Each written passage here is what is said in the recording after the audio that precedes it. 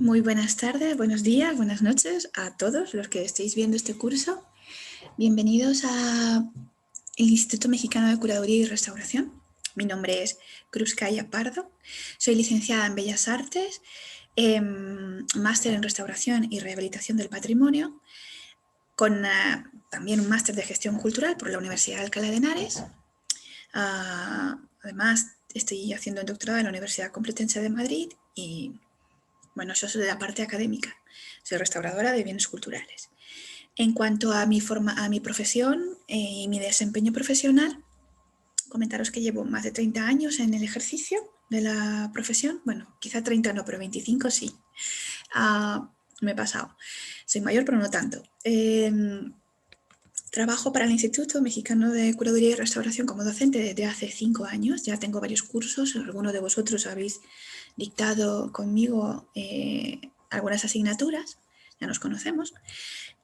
A los que no, pues bueno, espero que estos os ayude. Son cursos muy breves, de solo 1 hora, los cuales serán evaluados con un cuestionario tipo test, ¿vale? Que os daré al final. Dentro de mi experiencia profesional, mi especialidad es la pintura mural. He trabajado durante muchos años en yacimientos arqueológicos. También he sido directora conservadora de la Universidad de Alcalá, donde hemos preparado proyectos de intervención en equipos interdisciplinares.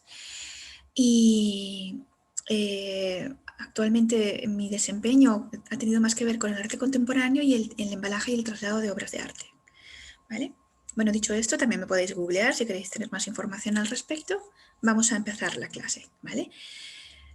Como dato técnico, deciros que vamos a estar siempre en conexión durante este curso con el Classroom, ¿vale? Me escribiréis aquí en el panel o dejaréis las impresiones aquí, ¿vale? Yo me comunicaré con vosotros por aquí y os iré dejando la información semana tras semana, aunque creo que ya para el lunes lo tendréis todo, ¿vale? Y poco más de esto. Ahora vamos con la clase. La clase de hoy se denomina el ABC de la restauración, ¿vale? Y la intención de este curso, bueno, la clase no, el curso, perdonad. La clase de hoy es qué es la restauración de los bienes culturales. Vamos a hablar un poco sobre el concepto y la metodología de la restauración, ¿vale? En la sesión 2 hablaremos de dónde puedo estudiar la carrera profesional, el tema de las titulaciones, dónde puedo especializarme y luego el desarrollo de la profesión, ¿no? Dónde buscar trabajo, los emprendimientos y demás aspectos que tiene la carrera. Bueno, la sesión de 1 será qué es la restauración de bienes culturales. Como concepto, explicaros que el término restauración proviene o tiene su origen del latín restauratio, que significa renovar, restablecer, reavivar. Y desde este valor de origen hasta el atribuido a finales del siglo XX, que es cuando realmente se fortalece y se crea nuestra disciplina, pues ha llovido, ¿vale? Ha tenido una evolución, tanto en la apreciación del restaurador como su desarrollo. Y final, puesta en valor, que ha sido también nuestra titulación, ¿vale? Nuestra profesionalidad. En un intento por distinguir los conceptos, Paul Coremans, que fue uno de los primeros dirigentes del ICOM, químico belga, muy conocido por vosotros porque también estuvo por Latinoamérica haciendo las veces de fotógrafo, en su comunicado en el Congreso en los años 60, en el 65, la define a la restauración como la acción de hacer reconocible un objeto que ha llegado hasta nosotros en un estado de deterioro o alteración avanzada, ¿vale? Sin sacrificar su integridad histórica y estética. Entonces, aquí quiero recalcar 2 palabras concretas que creo que son a las que tenemos que darnos y hacer resonar, ¿no? Primero, la restauración es la acción, o sea, es cuando intervenimos de manera directa sobre un bien cultural, da igual que sea un bien mueble o un bien inmueble. Ya sabéis que la definición de bienes culturales se inventa para diferenciarla sobre los bienes de consumo, ¿no? Sobre los bienes de consumo. Por lo tanto, todo el bien cultural, en teoría, son bienes que se deben proceder a resguardarlos, a protegerlos y que son derecho de toda la humanidad, ¿vale? En ese aspecto. Además, quedaros con la palabra de deterioro, ¿vale? Los agentes de deterioro serán el eureka de la disciplina de la restauración. Serán los que nos den el indicio, el punto de partida para saber qué es lo que le sucede a un objeto, ¿vale? Por lo tanto, si no controlamos, si no sabemos qué son los agentes de deterioro, jamás podremos llegar a saber qué podemos solucionar o cómo podemos solucionar esa alteración, ¿vale? Porque son las causas, el origen de esa alteración avanzada, ¿vale? Los agentes de deterioro.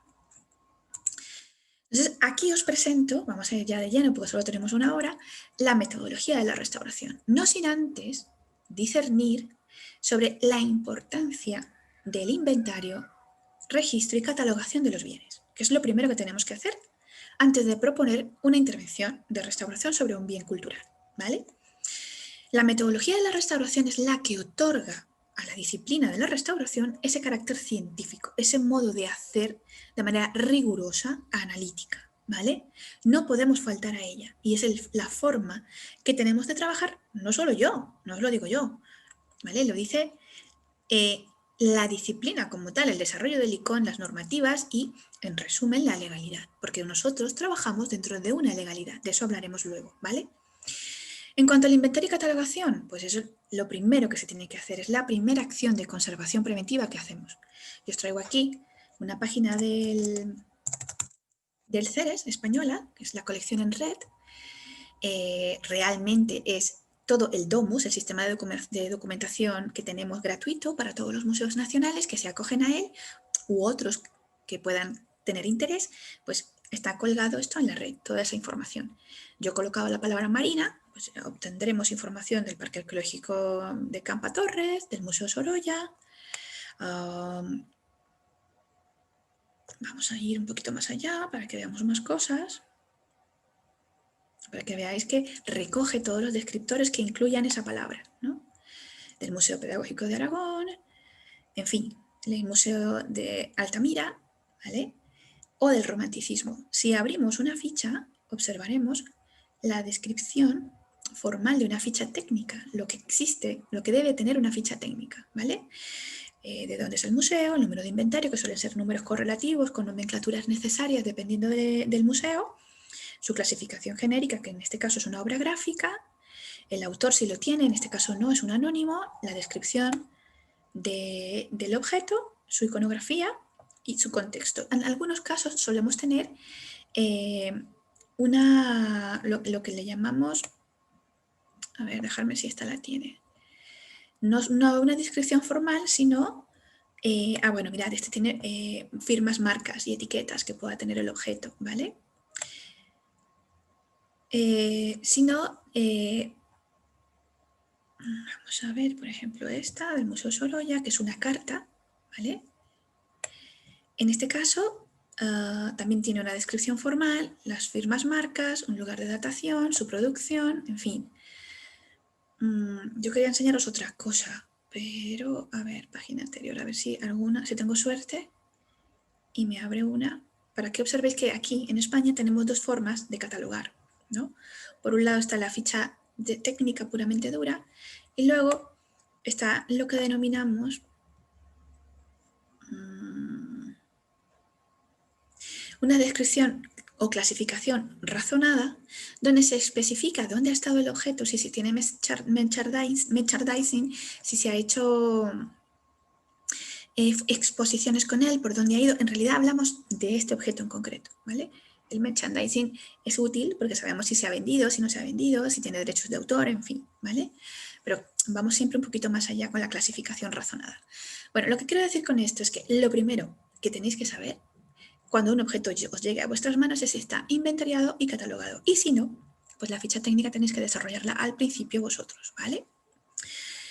Voy a hablar un poco del esquema, de la metodología a continuación. Pues en un primer momento tendremos todos los análisis previos, memorias históricas, análisis químicos, ópticos, mecánicos, para desarrollar un estado de conservación, ¿vale? Que en realidad será el análisis de los factores de deterioro del objeto, junto con un estudio gráfico, lo dibujaremos, trataremos de analizarlo en la mayor posible con la fotografía. Y por supuesto la bibliografía. Aquí vamos a incluir también el cuerpo legal y legislativo que tenéis que conocer. Todos debemos conocer la Ley de Patrimonio Cultural de nuestros países y todas las normativas de la que ella emanan. Y por supuesto la Constitución, que es la Carta Superior de donde salen todas estas leyes, ¿vale? Los que habéis hecho el curso ya conmigo, los que habéis estado conmigo ya sabéis esto. Entonces, pues puede resultar redundante, pero para los que no, que sepáis que os preguntaré sobre esto en el test final, ¿vale? Quiero saber si habéis leído sobre vuestras constituciones y vuestras leyes. Luego está la fase de limpieza, que es la primera, luego del análisis previo y la propuesta de intervención, que suele ser al seco o mecánica, ¿vale? O la húmeda o química. Luego está la consolidación o preconsolidación, porque muchas veces no se puede limpiar si no se sienta, ¿vale? Eso ya hablaremos un poco de ello. Del soporte o la policromía. Y por otro lado está la reintegración, el soporte, que sería volumétrica, o la reintegración de la decoración, que sería la pictórica, la reintegración cromática, ¿vale? Que de eso también hay un curso estupendísimo aquí en el instituto que dicta una colega. Además de esto, para finalizar la intervención, hablamos de los acabados finales, que pueden ser muchos y variados dependiendo de las técnicas y de los soportes que tengamos que trabajar, barnices, pátinas, antigrafitis, hidrofugantes, y que, por supuesto, no siempre son necesarios, dependiendo del caso, ¿vale? Todo esto es dependiendo de lo que tengamos. Y luego de nuestro trabajo, nosotros haremos una entrega de un informe final, donde existirá no solo un reporte fotográfico del antes, el durante y después, sino toda una reseña de lo que hemos hecho antes, durante y después del acabado de la intervención de la obra, ¿vale? Y por supuesto, siempre me gusta hablar de la puesta en valor. La puesta en valor es fundamental porque no se restaura por restaurar, ¿vale? Debe existir una gestión cultural que amerite ese gasto, que restaurar cada día es más caro. Y para que haya coherencia dentro de nuestros planes de acción, desde un punto de vista gubernamental, para el Estado y su derecho de la preservación del patrimonio cultural, tiene que haber una línea de trabajo, ¿vale?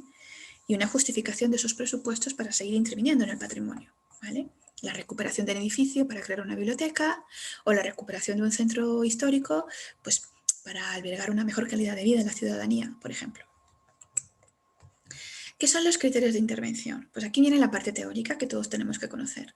No solo debemos conocer, como decía antes, el cuerpo legal, esto viste y amuebla nuestra cabecita desde un punto de vista profesional, sino también debemos conocer los criterios que sugieren estas normativas, ¿vale? Que esto te cuadra o te sumerge en un mundo de deberes y derechos. Conozco a muchos arquitectos restauradores que han sido retirados su permiso de intervención y de responsabilidad civil porque se les ha caído un muro, ¿vale? Y bueno, y restauradores que han hecho una mala praxis y también han sido retirados su permiso o los han multado por un mal ejercicio, por una mala praxis, ¿vale?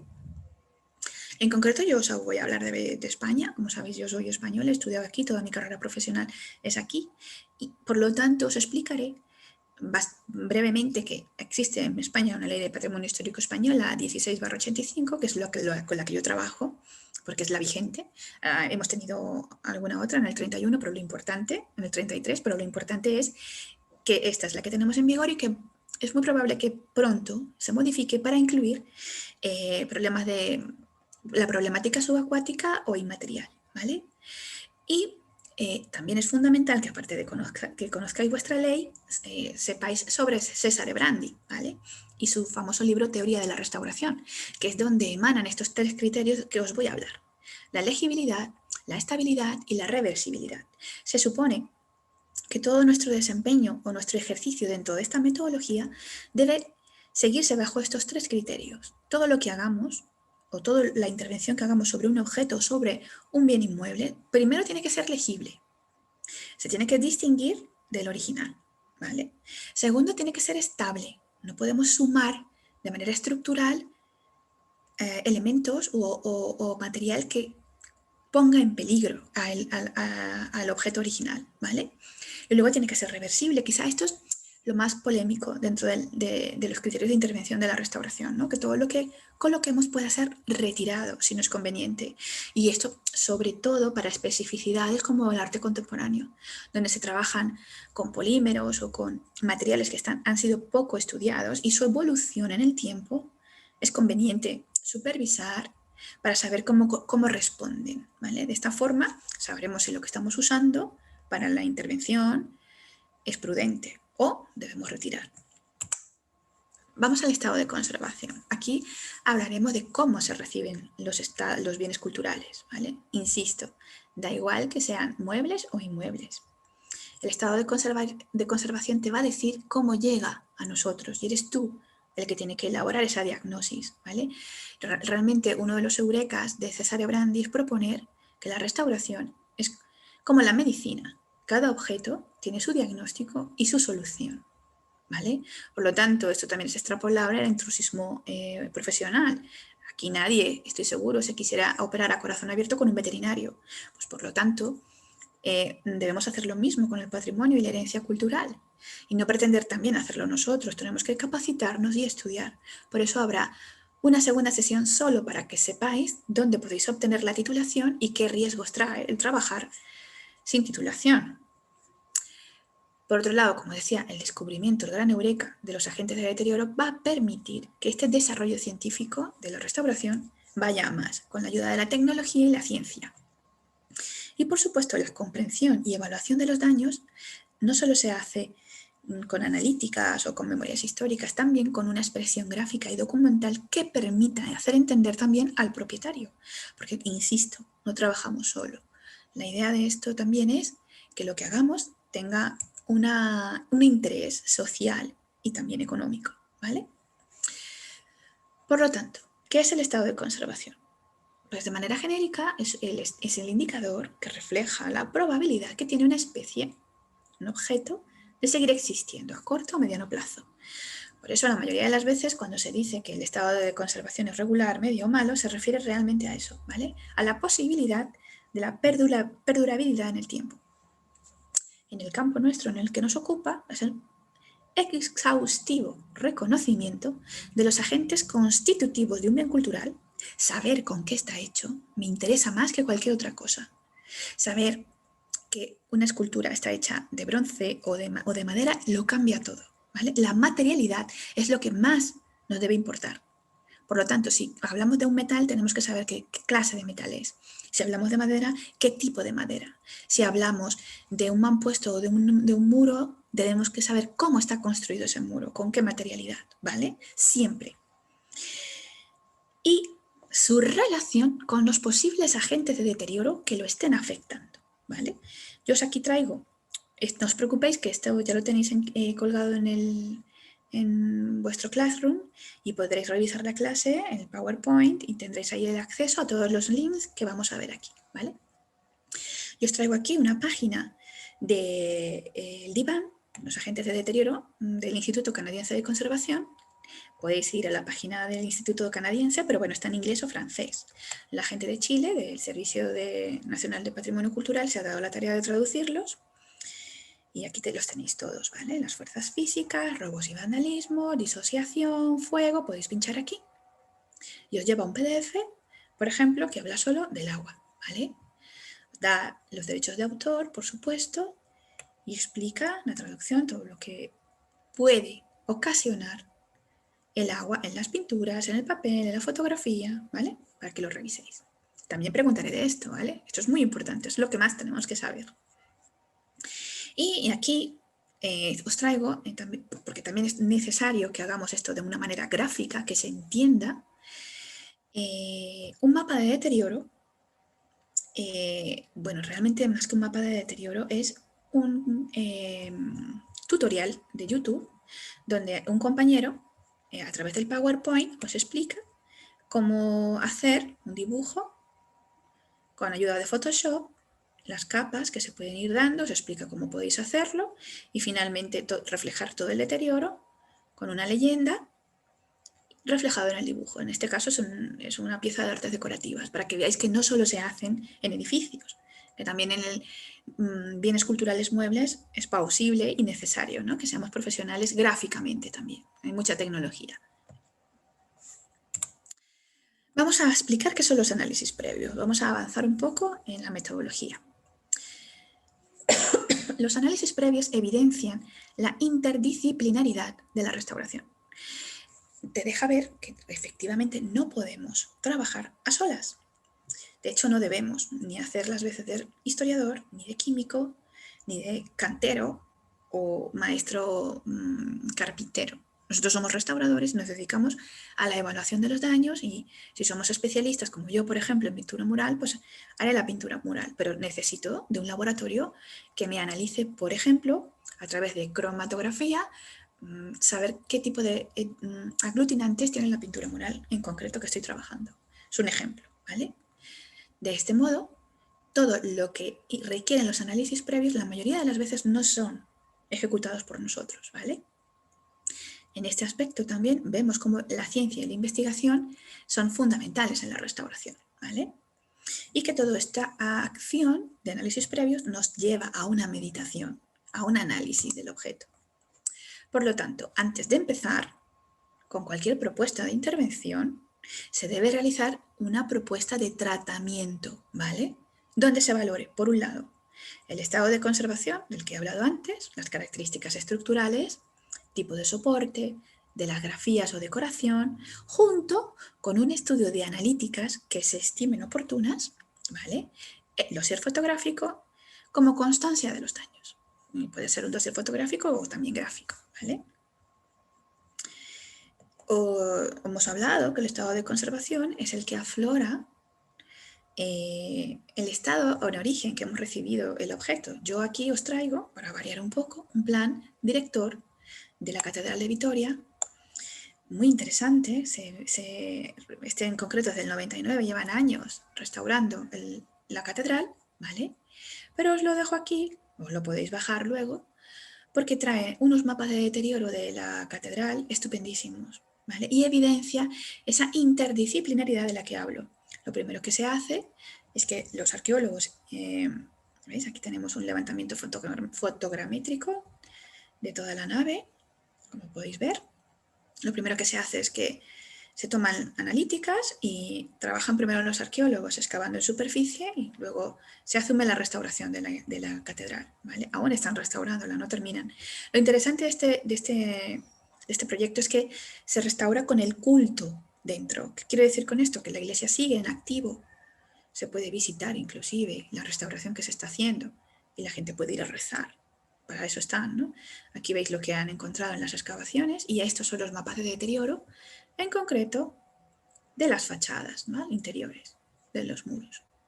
Os lo dejo aquí para que lo veáis, ¿no? Y os describen la fase de, en este caso, de constructivas de la catedral. Ya sabéis que las catedrales se hacen durante siglos, ¿no? Empiezan siendo góticas y terminan neoclásicas. En cuanto a los estudios de las analíticas, os traigo opciones privadas. En España, cuando queremos hacer analíticas o análisis para documentación de bienes culturales, tenemos dos opciones. O tirar por lo privado, sí, si son talleres privados, como ha sido muchas veces mi caso, o, como también a veces ha sido mi caso, si estamos trabajando con bienes inventariados de interés cultural para el país, podemos optar por las gratuitas que hace el Instituto de Patrimonio Cultural Español. Lo único malo de esto, lo único inconveniente es que te tienes que poner a la cola, ¿vale? Que hay una lista de espera importante. Esta es una empresa privada que se encuentra aquí en Madrid, ¿vale? Artelab se llama. Os da servicios de todo tipo para investigación del patrimonio artístico, restauración de bienes culturales, tasadores, en fin, atiende mucho a una diversidad, ¿no? de profesionales que trabajamos con el patrimonio. Y os explican las técnicas de análisis que tienen, ¿no? Los métodos ópticos, los estudios en superficie, las cromatografías, que son las que digo que sirven para determinar los aglutinantes de las pinturas, técnicas espectroscópicas o difractométricas. Estas son muy útiles para determinar el valor trascendental de las técnicas de elaboración de las obras, ¿vale? O la infrarroja, con rayos X, que nos sirven para saber el constitutivo de las piezas, ¿no? En este caso en las pinturas de caballete son muy útiles y también las radiografías de los rayos X en las esculturas policromadas. Bueno, con todo el tiempo y la calma del mundo en vuestras casas podréis navegar y observar un poco más lo que hacen, ¿vale? Y aquí abajo os traigo la opción gratuita que tenemos aquí en España. Como he dicho antes, tiene sus pormenores, no cualquiera puede acceder. También es de pago, dependiendo de la pieza que estés trabajando o de la obra que estés haciendo. Y bueno, os enseñan un poco todo lo que hacen, ¿vale? Sé que en muchos de vuestros países también es así. Los alumnos mexicanos me han dicho que también trabajáis de esta forma y que también tenéis lista de espera, como es normal. ¿Qué es una memoria histórica? Pues la memoria histórica es un tipo de investigación que busca reconstruir el pasado de manera objetiva, ¿vale? Y más exacta posible. Para lo cual, de una manera sistemática, pues recolecta, evalúa, verifica y sintetiza evidencias que permitan obtener conclusiones válidas, ¿vale? A menudo derivadas de una hipótesis, sobre todo los arqueólogos. Yo he trabajado muchos años con ellos en yacimientos arqueológicos. La evidencia arqueológica es la que determina, pero muchas veces el trabajo hipotético y de paralelos es la que procura el avance, ¿vale? En el caso de la restauración, siempre requerimos de un informe o memoria histórica que nos dé luces para saber por qué el bien cultural nos ha llegado en este estado. En concreto, yo os pongo aquí un ejemplo de una memoria histórica de un edificio, ¿vale? Y lo pongo porque tiene un desarrollo y un índice muy interesante que creo que podéis seguir a modo de ejemplo, ¿vale? Y bueno, no sé si os lo leeréis, pero lo que sí me interesa es la presentación y su desarrollo, ¿vale? Por lo tanto, en las partidas presupuestarias que solemos realizar de una manera profesional también, procuramos que exista una partida ex profeso para encargarle a un historiador que nos haga una memoria histórica, sobre todo en intervenciones trascendentales, ¿no? Hicimos una aquí en la Universidad de Alcalá del patio del claustro donde se entrega el premio Cervantes, el trilingüe, le llamamos el patio trilingüe, y evidentemente una memoria histórica es fundamental para saber qué ha sucedido con ese patio que lleva desde el siglo XV construido, empezó en 1480 junto con la universidad, la manzana fundacional, y ha tenido una evolución, por supuesto, ha pasado guerras, ha tenido cambios, y la memoria histórica para analizar la propuesta de intervención no es que es fundamental, es que sin ella no se puede hacer, ¿vale? Ya entramos, ya tenemos todos los análisis recopilados, tenemos la memoria histórica, hemos hecho el estado de conservación, hacemos una propuesta de intervención y empezamos con la limpieza, ¿vale? La limpieza siempre tiene que hacerse con una acción controlada y meditada. Debe hacerse prueba de solubilidad y no siempre es necesaria, ¿vale? Aquí no estamos limpiando nuestra casa. Siempre le digo a mis alumnas, aquí el marujeo le llamamos a las mujeres que nos gusta mucho limpiar, yo me incluyo. Por de formación profesional me gusta quitar arrugas, me gusta planchar, me gusta limpiar y que todo quede impoluto, ¿no? Pero en el caso del patrimonio cultural hay que tener mucho cuidado. Una limpieza exagerada o sin control puede crear verdaderos daños, antrópicos en este caso, hechos por el hombre, ¿vale? En el caso de la limpieza, he hablado que existen dos, ¿vale? Está la limpieza mecánica, como vemos aquí, con la brocha y un aspirador retirando el polvo, y por otro, la química o con disolventes, la húmeda. Ahí tenemos un hisopo retirando el material. Siempre, siempre debe empezarse por la seca, porque luego si introducimos líquidos en donde no hemos retirado el polvo, solo se arma batiburrillo, un barrillo asqueroso y podemos hasta erosionar la pieza, ¿vale? O simplemente que con una limpieza delicada y exhaustiva, desde un punto de vista mecánico, también podemos observar y analizar mejor el objeto y hasta poder decidir que no sea necesaria la limpieza con disolventes, ¿vale? Fundamental, hay que hacer pruebas de solubilidad. No podemos empezar a limpiar sin saber cómo funcionan los disolventes, ¿vale? Por lo tanto, las pruebas de solubilidad siempre se recomiendan hacer en espacios donde no se vea casi, a ocultos, y si procede y funciona, continuar, ¿vale? Y aquí, bueno, os traigo una que se sale de la parte mecánica y la química. La limpieza láser es muy, muy útil en piedra, sobre todo cuando tiene crosta negra como la que veis aquí. O recientemente en el bronce, nuevos análisis en Florencia y avances tecnológicos han permitido limpiar metal con ayuda de un gel y el haz de luz que produce el láser, ¿vale? Vamos rápido, solo tenemos una hora. En cuanto a la consolidación, debe hacerse siempre con un análisis de cómo hemos hecho, cómo hemos recibido el bien cultural, ¿vale? siempre que sea necesaria, no se debe hacer por sistema, ¿vale? Y con productos análogos y reversibles, recordar los criterios de intervención. ¿Qué es consolidar? Pues es cuando una obra se vuelve frágil y es necesario restablecer su resistencia mecánica, ¿vale?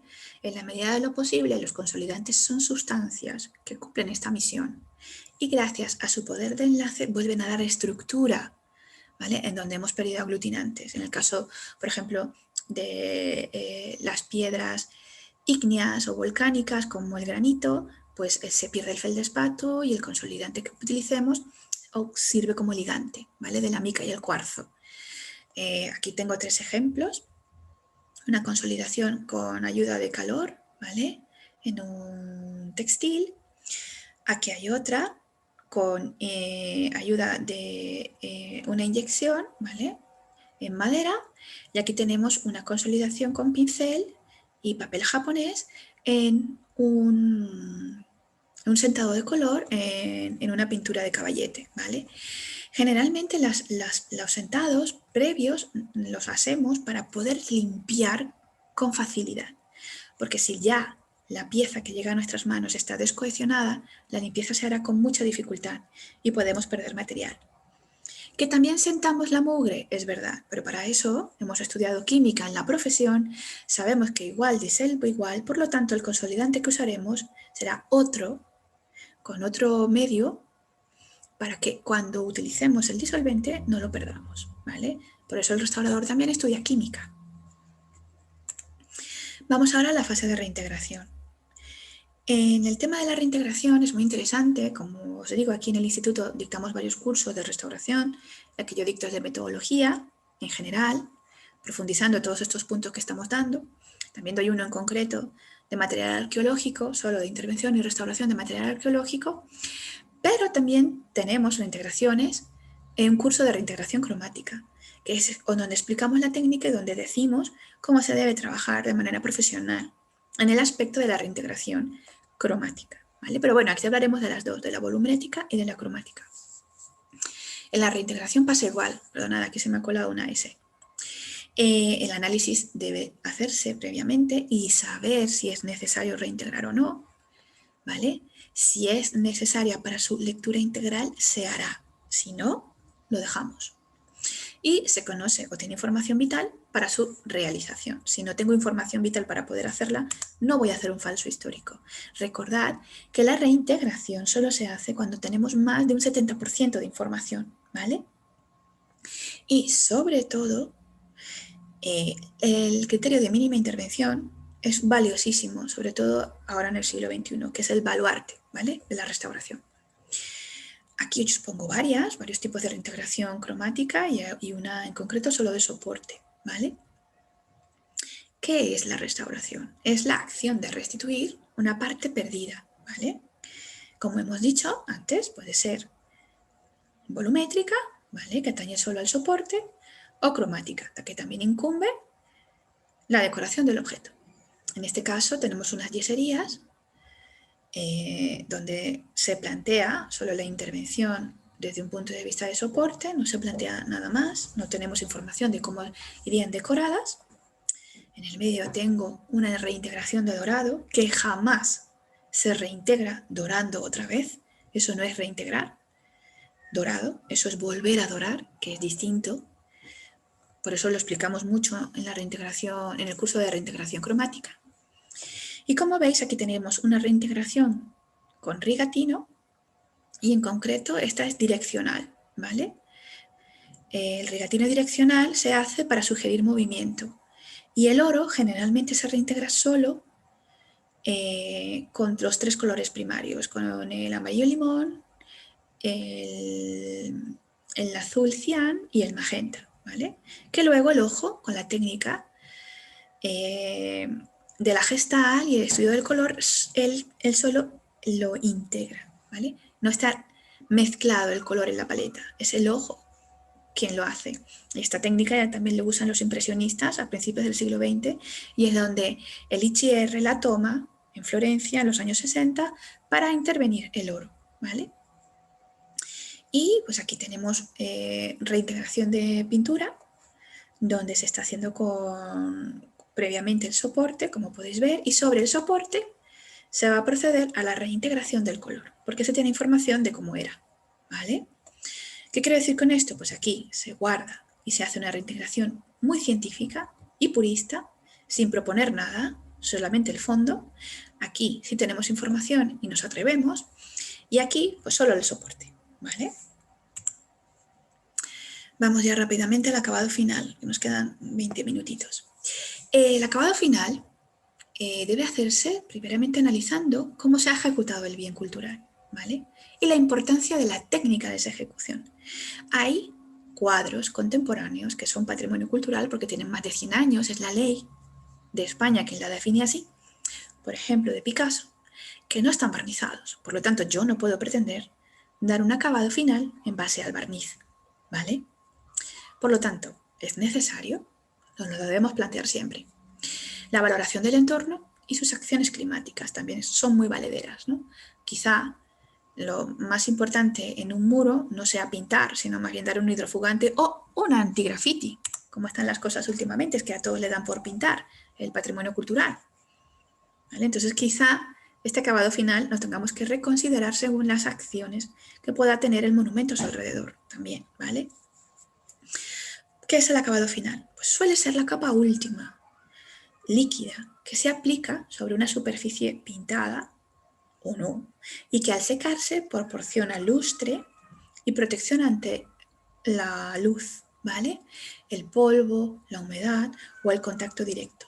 Suelen, según el material, definirse como capas de barniz, pátinas protectoras o, en el caso de la piedra, hidrofugantes. Las pátinas protectoras son fundamentales conocerlas.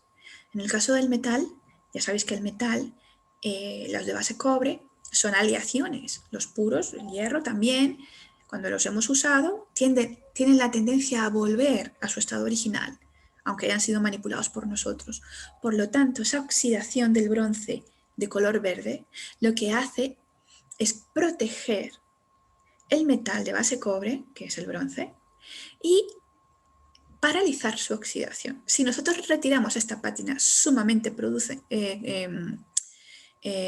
positiva, lo que haremos es que el metal se seguirá oxidando hasta volver a crear otra vez la pátina y así eternamente hasta que perdamos todo el material, incluido su núcleo, ¿vale? Por lo tanto, tenemos que conocer del comportamiento del material, tenemos que saber sobre todo qué es lo que requieren y si esas pátinas son pertinentes de eliminar o no, ¿vale?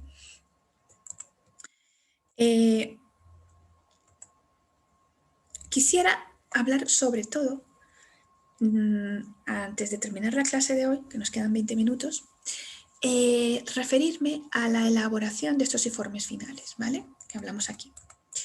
Los informes finales, generalmente, aquí, y tenemos aquí, ¿vale? Nos van a servir a que la certificación de lo que hagamos tenga una propuesta que pueda leer otro profesional, ¿vale?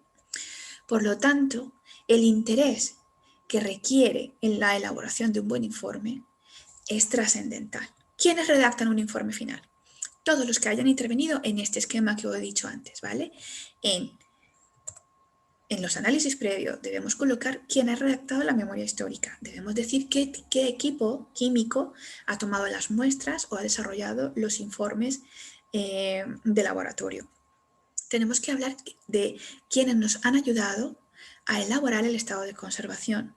Es muy probable que hayamos tenido que tirar de alguna fotogrametría, que hayamos tenido que pagar a algún fotógrafo experto o que hayamos tenido que pagar a un delineante o dibujante de arquitectura para que haga los levantamientos que yo he hecho a mano, ¿vale? Toda esa información tenemos que darla. Todo el equipo técnico tiene que ir reflejado en ese informe final. Además,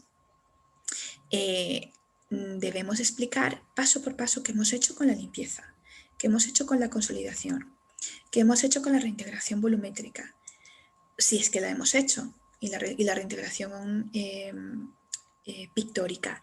Hablar sobre los acabados finales prudentes que hemos decidido. Pero lo más importante, y es donde quiero dedicar estos últimos minutos, hablar sobre la musealización y su puesta en valor. La mayoría de las veces y la mayoría de los proyectos que yo he desarrollado, quisiera explicaros que realmente tienen que ver no solo con el ejercicio de la restauración, sino con el objeto meramente dicho, sus valores y para qué estamos restaurando. Cuando he tenido que trabajar con obra civil, como es el caso de la universidad, hemos recuperado cantidad de edificios, monasterios, conventos que se han recuperado con dinero del Estado para que la universidad tenga un espacio idóneo para recibir a miles de estudiantes. Por lo tanto, nuestros proyectos están definidos como coherentes precisamente por esta puesta en valor, que no solo nos ha servido para atender a miles de estudiantes y recuperar una actividad que en Alcalá de Henares se viene desarrollando desde Isabel la Católica, que es Cisneros quien funda esta universidad, sino que además ha servido para el desarrollo económico de la ciudad. Han venido más estudiantes, tenemos más Erasmus, por lo tanto, nuestra intervención tiene tanto apoyo gubernamental que podemos conseguir dinero del Estado elaborando un proyecto profesional como el que estoy proponiendo aquí con todas estas pautas para que nos den o nos otorguen dinero del 1% cultural, que es mucho. Os puedo contar que hace 10 años estuvimos trabajando en el plan director, en el último plan director, conseguimos 10 millones de euros para restaurar toda la manzana fundacional. Nos ha faltado dinero porque, claro, los planes directores los desarrollas y con 5 años vistas es cuando te otorgan el presupuesto. Por lo tanto, todos tus cálculos económicos han pasado pues, unos 5 años donde la carestía económica y la inflación puede pegar, ¿no?, sobre esos presupuestos. Sin embargo, tengo que decir que el trabajo que hicimos fue suficiente para poder recuperar lo que habíamos pautado, aunque pues nos queda siempre falta. ¿A dónde quiero llegar con esto? Pues que realmente el trabajo de la restauración para muchos es un cuesta arriba y el futuro de nuestra profesión está en la conservación preventiva. Yo sé que estamos aquí en la clase del ABC del restaurador explicando esta información en concreto, su metodología y su conceptualización, pero no quiero que no os quedéis con la idea que restaurar es nuestra única misión. Realmente la conservación preventiva es nuestro futuro. El prevenir los deterioros para que no se tenga que restaurar con tanta asiduidad es muy caro y no todos podemos pagarlo. Y el mantenimiento de los bienes culturales de manera paulativa, controlando precisamente estos agentes de deterioro, son los que van a permitir que en un futuro, no muy lejano, las restauraciones se puedan ir haciendo de manera más distanciada, ¿vale? Se dice, como he explicado antes, que las intervenciones deben durar 10 años, como mucho, y luego para volver a tocarse. La intención es que sea más, ¿vale? Y que con el mantenimiento de los monumentos, de los fondos o acervos, como le llamáis allí, perduren y sirvan para que este trabajo pues no sea tan costoso y podamos mantener. Eso desde un punto de vista civil. Quería hablar ahora del tema de la religiosidad, ¿vale? Esta foto que tengo aquí, yo trabajé en uno de los últimos trabajos que hice para el Instituto de Patrimonio Cultural en España, fue la digitalización de todos los informes de restauración. De hecho, esta foto es de esos informes. ¿Para qué? Para que todos los restauradores de España tuviésemos acceso a los informes técnicos, bueno, historiadores también, todo el interés o los interesados en conocer esta información, que es la transparencia, ¿no?, que puedan acceder a ella. Pues nos tiramos 2 años trabajando con informes de restauraciones, no sé, de 40 o 50 años atrás, ¿no?, hasta ahora. Digitalizamos toda la información gráfica y se colgó hace exactamente ahora unos 8 meses. No me lo vais a creer, no, un poco más, antes de la pandemia. Tuvimos que retirar imágenes de Cristos como este, con clavos o de rayos X, porque las cofradías se sentían afectadas de que sus Cristos devocionales estuvieran allí con fotografías que nada tenían que ver con la espiritualidad de esa imagen. Y aunque no lo creáis, costó muchísimo digitalizar, costó muchísimo colgar estas imágenes, el ministerio les escuchó. El ministerio les ha cogido la recomendación y ha retirado estas imágenes solo a disposición de especialistas y de gente que lo solicite ex profeso. Por lo tanto, todas las radiografías de imágenes de culto, cristos, vírgenes, ángeles, santos, como lo queráis denominar, estarán prohibidas para la transparencia de la información y solo tendrán acceso los especialistas. Pues para nosotros fue un poco frustrante, no os voy a negar, ¿vale? Porque nos tiramos 2 años haciendo este trabajo. Sin embargo, olvidamos, y por eso lo traigo a colación, os traigo ejemplos míos, olvidamos este tema, ¿vale? De la puesta en valor. Tenemos que tomar en cuenta siempre para quién trabajamos y para qué trabajamos. En este caso, nuestras piezas, nuestros cristos, estas vírgenes de tradición, que la mayoría eran esculturas policromadas, pero de imaginería religiosa, no solo son esculturas, llevan una carga emocional, espiritual y una cosmogonía que el restaurador también debe conocer por obligatoriedad, ¿vale? Por lo tanto, todo lo que hacemos y todo lo que suponemos que debemos hacer sobre un Cristo a la hora de reintegrar, aquí, ¿vale? O a la hora de limpiar, tiene que ser de manera concienzuda y meditada. Tenemos que saber a dónde va a ir. Tenemos que entender quién quiere verla y para qué la ve. ¿Vale?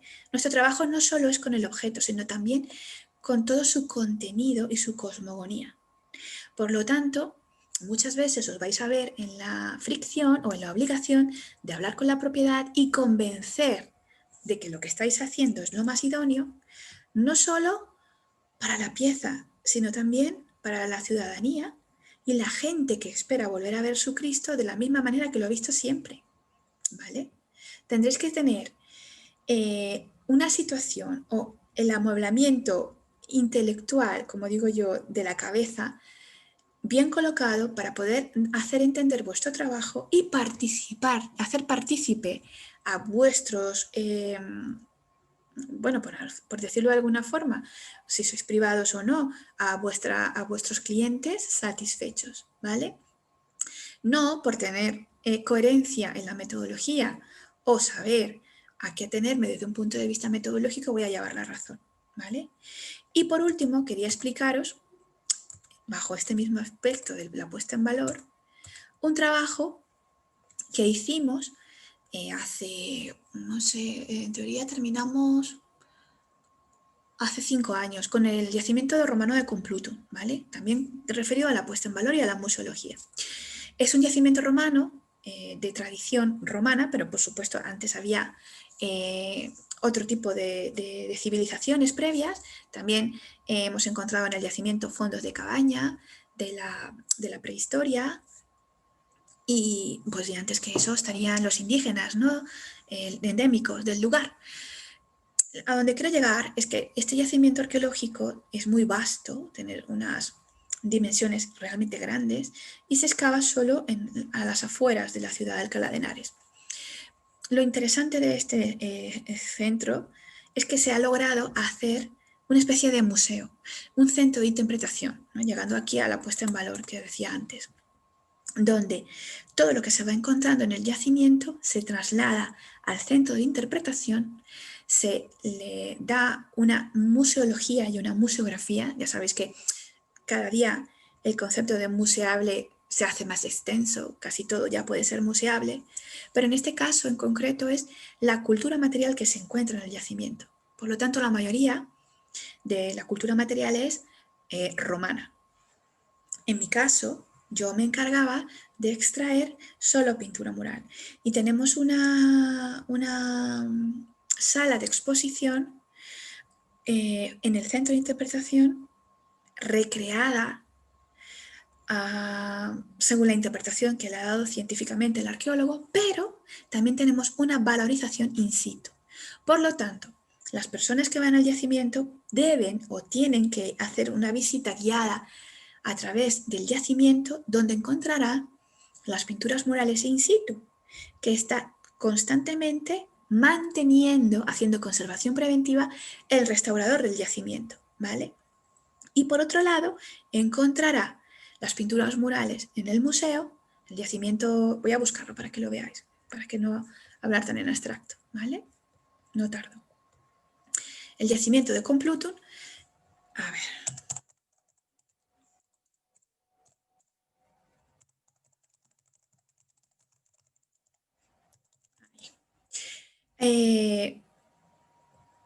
Aquí estamos. Esta es la pintura mural, ¿vale? De la Comunidad de Madrid. Es maravillosa. La idea es que paséis luego al centro de interpretación, ¿veis? Aquí tenéis las reintegraciones que se han hecho, la continuidad de un soporte que se le ha dado nuevo, para que las personas puedan entender cómo se maneja la pintura mural en el yacimiento, pero cómo se puede reinterpretar en un museo. Mira, todo este es el espacio del yacimiento arqueológico, no me voy a extender mucho porque ya debo terminar, pero bueno, veréis, es esta, toda la zona de excavación. Y la Casa de los Grifos, que es la zona donde yo trabajaba, que se ha musealizado, es esta en concreto, ¿vale? A ver, quiero llegar rápidamente a aquí. Este es el espacio que se ha propuesto dentro del museo y este es el espacio propuesto en la excavación. Quiero llegar a la parte donde se ve. A mí me enorgullece mucho presentaros esto porque este trabajo pues lo he hecho yo y considero que es, ¿veis? Ahí con la ayuda de 3D, cómo hubiese sido el desarrollo de la parte pública que se puede encontrar en el museo. Bueno, esta es la parte bibliográfica. No me puedo extender más porque ya debo terminar. Me quedan 8 minutitos. Y cerrar con la clase de hoy, con las conclusiones. Fundamental saber de qué estamos hablando, que la restauración es una disciplina, ¿vale?, profesional, la cual se le debe exigir una titulación y que necesariamente, y aquí quiero hacer hincapié, reconocer y saber, por favor, hacerlo, porque voy a preguntarlo, en guerra avisada no mata soldado, voy a preguntar qué tipo de constitución tenéis, ¿vale? Y quiero saber qué tipo de leyes de patrimonio, recientes o no recientes. Ya sé que de aquí sois de muchos países, pero haré tipo test, preguntas genéricas para entender que habéis leído y que conocéis vuestro cuerpo legal de cada país, ¿vale? Y por otro lado, por favor, leeros La teoría de la restauración de Cesare Brandi, es el único libro que os puedo obligar a leer, que creo que es de interés para todos vosotros. Dentro de la bibliografía que os entrego es mucha. También, por favor, leeros el material de Antonio Sánchez Barriga que os doy, que ha sido mi profesor y mentor durante muchos años. Es fundamental. Él ha restaurado grandes cosas, la mayoría de las cosas que yo he hecho han sido con él, y este es un material de un máster que se dictó en la Universidad de Alcalá, al cual yo tengo acceso, y por eso os lo cuelgo, ¿vale? Para tener información previa. Sobre todo, conocer la estabilidad, legibilidad y la reversibilidad y, por supuesto, hablarme con soltura de los análisis previos y toda la metodología que hemos estudiado, ¿vale? El esquema general y cómo se va desarrollando. En realidad, en cuanto a este tema ya no lo volveremos a tocar. La siguiente clase, en la sesión 2, hablaremos, como os he contado, en dónde puedo estudiar. Vamos a desarrollar un poco más el tema de las licenciaturas, las carreras técnicas, los cursos de especialización, los máster y los doctorados. El tema del desarrollo profesional y las becas os lo hablaré en la sesión 3, ¿vale? Donde buscar empleo, el tipo de emprendimiento y las especializaciones. Si queréis o tenéis mayor interés sobre los conceptos y la metodología, pues hay mucho donde estudiar. Os he dado información en el Classroom y, bueno, ofreceros el curso de conservación y de metodologías de la restauración que hay en el instituto para mayor interés o desarrollo, profundizar en la metodología. Por último, vamos a ir al Classroom, que quiero que veamos, no me quiero pasar de la hora. Quiero que veamos en el Classroom, por último, perdona, que se cerró, donde obtendréis la información, ¿vale? Y donde obtendréis también, perdonad que este no es, aquí, ¿vale? En el tablón os he dejado, ¿vale?, el material de la sesión 1, que está aquí, ¿vale? Me interesaría muchísimo que lo leyerais para también contestar el material para que obtengáis vuestro certificado, las preguntas tipo test, que os colgaré al final de las clases. Cuando hagamos la sesión 3 tendréis allí las preguntas que tendréis que responder, ¿vale? Y luego, aquí tenéis la clase que hemos visto hoy para que podáis revisarla sin ningún problema. Tendréis todos los links que he visitado con vosotros en la clase. Y por último, este PDF que me parece muy interesante, donde habla sobre también el concepto de restauración que hemos visto hoy y, por supuesto, la diferencia entre la conservación preventiva y la restauración, que lo he dejado entrever un poco aquí, ¿vale? Pero bueno, que lo que queremos es que básicamente distingáis conceptos, ¿vale? No os matéis memorizando, realmente es muy sencillo, ¿no? Lo de la restauración es por un lado, la conservación preventiva por otro y la conservación curativa por otro. Pero bueno, mi interés en este material, que es verdad que es extenso, es que lo leáis y que para el final del test, para poder obtener la certificación, tengáis las nociones mínimas, ¿vale? Para poderos dar, pues, un certificado a conciencia de que realmente lo estamos haciendo bien y estamos entendiendo el curso, ¿vale? Otra cosa, cualquier duda que tengáis, cualquier pregunta de lo que hemos dado hoy, podéis hacérmela también por aquí, ¿vale? Os vamos a dar una fecha, una hora, para que podáis hablar conmigo, ¿vale? Donde yo me voy a conectar y estaremos atendiendo dudas en vivo y en directo, ¿vale? Que podáis solucionar, apuntadlas a medida que vamos desarrollando las clases y yo con mucho gusto os doy bibliografía, os cuento la experiencia que he tenido o en el mismo momento os contesto si tengo la respuesta, ¿vale? O sea, por ese lado no os preocupéis. Y luego, ¿qué más quería contaros? Ah, sí. Luego, aquí tenemos en los trabajos de clase, que no, en los trabajos de clase, no, lo que haré será, a ver, perdona, un foro de presentación. Los que queráis presentaros aquí, por favor, bienvenidos.